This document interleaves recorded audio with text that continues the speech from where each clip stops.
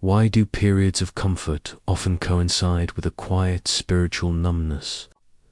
Why does stability sometimes make us feel strangely lifeless inside?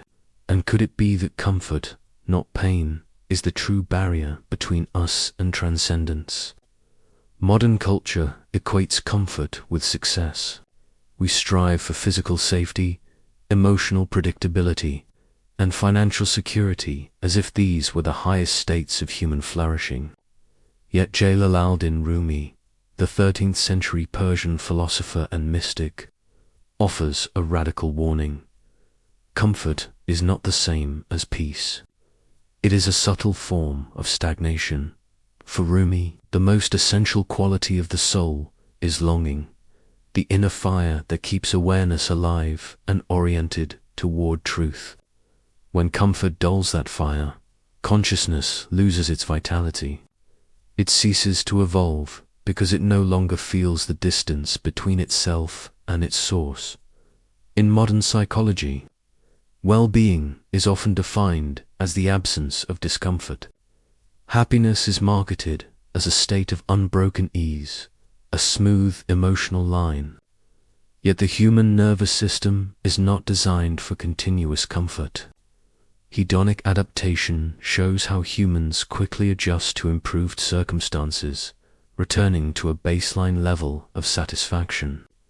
Pleasure fades quickly, and the mind demands more stimulation to feel alive. Over time, this leads to affective flatlining, a narrowing of emotional range where both joy and sadness lose intensity. It is not depression in the clinical sense, but rather emotional anesthesia, a dulling of sensitivity that masquerades as stability. Neuroscience offers a similar insight. The brain's default mode network prefers predictability. It constructs a sense of self by rehearsing familiar narratives. Novelty and uncertainty activate systems linked to learning, creativity, and adaptability. Excessive comfort means fewer prediction errors for the brain to process, reducing neuroplasticity, the ability to reorganize and form new connections. Without challenge, the brain turns inward, focused on maintaining its own patterns. The focus shifts from self-transcendence to self-preservation. The cost is existential. Comfort erodes the tension that generates meaning. Viktor Frankl argued that fulfillment arises not from pleasure, but from struggle toward purpose. Remove the struggle, and meaning dissolves. Rumi would have understood this perfectly. When longing dies, the soul forgets its direction. The compass rusts. The tragedy of modern life is not that people suffer too much, but that they feel too little. Rumi lived in a time of upheaval, yet regarded it as awakening. His writings treat emotion not as a byproduct of circumstance, but as a form of knowledge. Longing, for him, is the soul's remembrance of the real. It is not desire for something external, but the felt echo of a truth already known, the awareness that we belong to something greater, yet have forgotten it.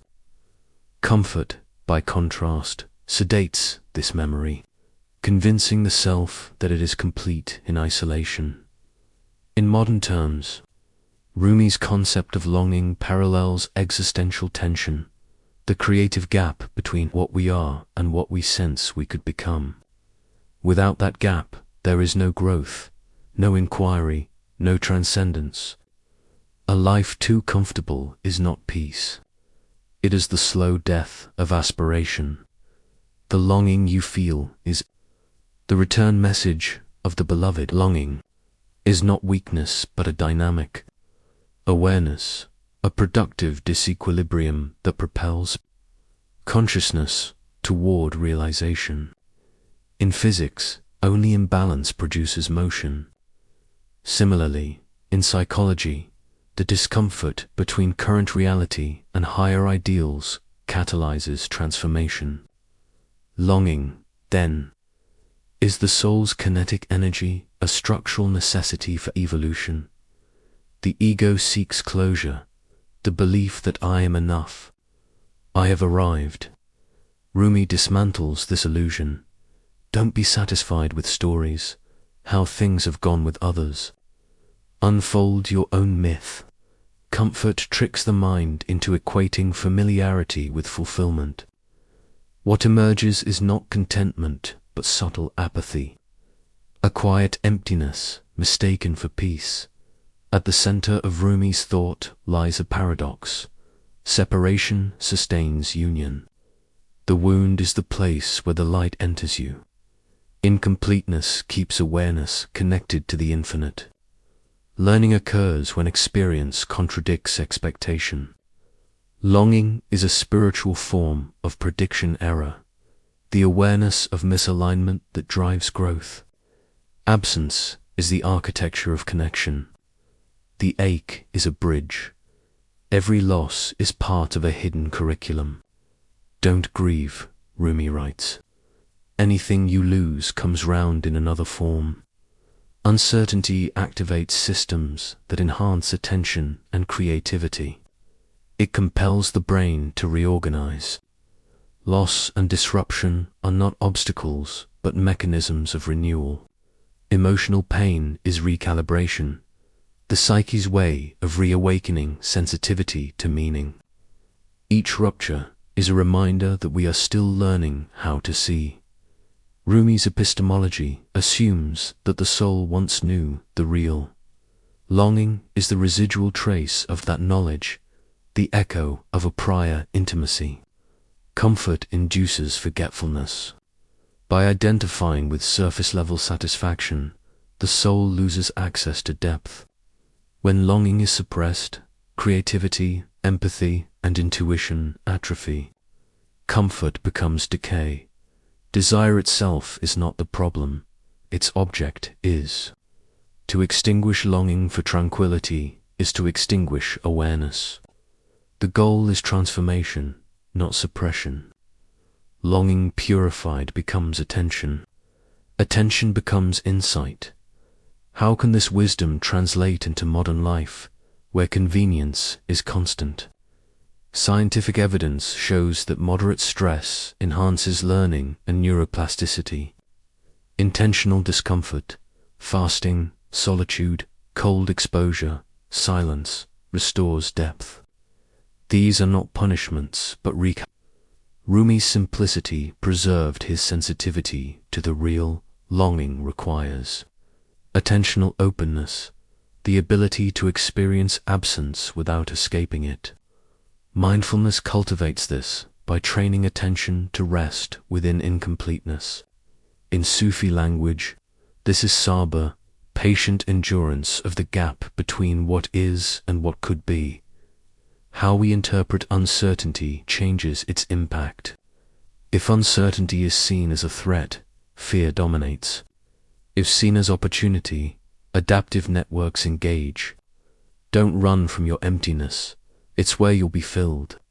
The absence of certainty is not deprivation, but the condition for insight. Treat discomfort as instruction, not interference. Every unease is feedback, reactivating longing and redirecting attention to what matters. Instead of asking, how can I remove this discomfort? Ask, what is this discomfort trying to teach my awareness? Daily frustrations and pauses become parts of an inner curriculum, designed not to punish, but to evolve perception. Comfort promises peace, but breeds stagnation. Longing feels like pain, but is perception, the soul remembering its origin. Vitality arises from tension, not complacency. True growth requires the courage to remain incomplete, to allow longing to stay alive rather than medicating it away. The essential question shifts from how can I feel comfortable to what is my discomfort trying to awaken in me. Rumi reframes enlightenment not as the end of desire, but as its purification, longing becoming luminous awareness. The moment you're satisfied, you've stopped growing. The moment you ache again, the path begins.